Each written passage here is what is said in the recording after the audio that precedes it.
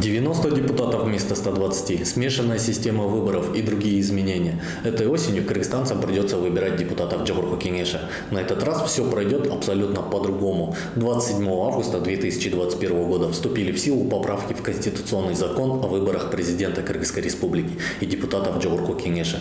Правила тотально поменялись. Если хотите узнать подробности, досмотрите видео. С вами снова я, Бахыт Мусаев и фонд «Общее дело».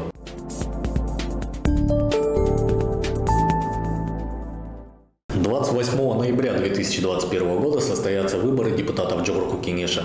Согласно новым поправкам, теперь в парламенте будут заседать, издавать законы и защищать интересы народа только 90 депутатов в соотношении 54 на 36. Что это значит?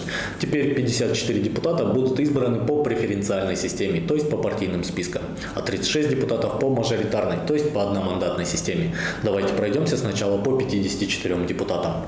Интересное новшество касается списка партий. Теперь избиратели будут иметь возможность не только проголосовать за определенную партию, но и могут проголосовать конкретно за одного определенного депутата в списке партии. И при подсчете кандидаты, набравшие большее количество голосов, будут удостоены мандатов в первую очередь, даже если они, к примеру, стояли в конце списка партии. Победители будут определены в первом же туре, и второго тура просто не будет. В остальном требования к партиям остались прежними. На них по-прежнему распространяются требования о соблюдении квот по гендеру в предварительном списке кандидатов. Но, к сожалению, доля женщин была уменьшена, и теперь только каждая четвертая строчка списка должна достаться женщине вместо каждой третьей, как было раньше. Также остались требования о присутствии представителей молодежи, различных этносов и представленности лиц с ограниченными возможностями здоровья.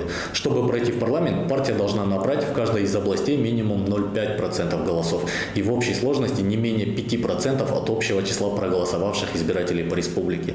Напомню, что для участия в выборах партия вносит избирательный залог в размере 1 миллион сом. Его вернут, если только за партию проголосует 1% избирателей, принявших участие в выборах. Главная новая фишка в избирательном законодательстве – мажоритарная, то есть одномандатная система голосования.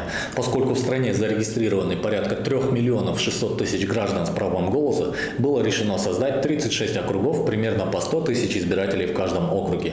Кандидатами в депутаты по мажоритарной системе могут быть зарегистрированы как самовыдвиженцы, так и представители партий.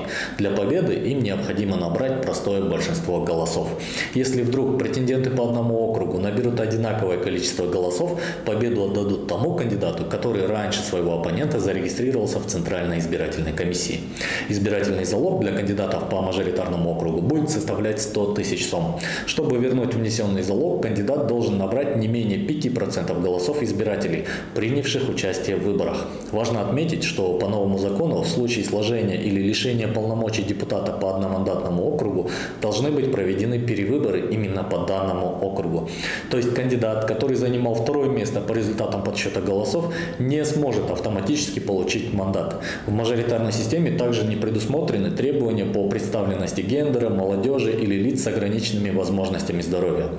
Как бы то ни было, мы будем продолжать отслеживать и беспристрастно освещать все важные события в сфере выборов в Кыргызстане. И чтобы не пропустить важные моменты, советую всем подписаться на наш канал и поставить лайк, чтобы увидеть следующие выпуски одними из первых. До скорой встречи, друзья!